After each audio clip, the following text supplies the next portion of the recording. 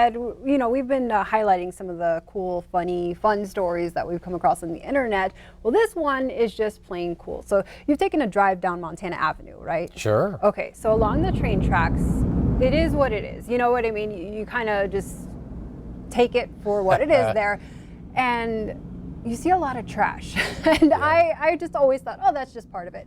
But this past weekend, the folks over at Liberty and Vine, it's a store way down at the end of Montana Avenue, they decided to step up and do something about it. So they came up with this idea of every first Sunday of each month, weather permitting, of course, that they're going to organize a cleanup along Montana Avenue in downtown Billings. So they did have a few people show up and turn out for this, and it looks like it was a success too. And so, you know, it's just one of those things. We kind of say, oh, it is what it is, just let it be. But they want to, you know, make downtown Billings something to be proud of. I mean, downtown Billings is pretty amazing already, but when you see that trash, it's kind of like, oh, that's the first impression people get, you know, when they're driving into the city. And so they want to do something about it. And there you go. They've started a movement, because the next cleanup is going to take place, is going to be hosted by Edam's Tire and Automotive. So you can keep an eye on their Facebook page to see, you know, when and where they're meeting and what times. But yeah, this past cleanup took place from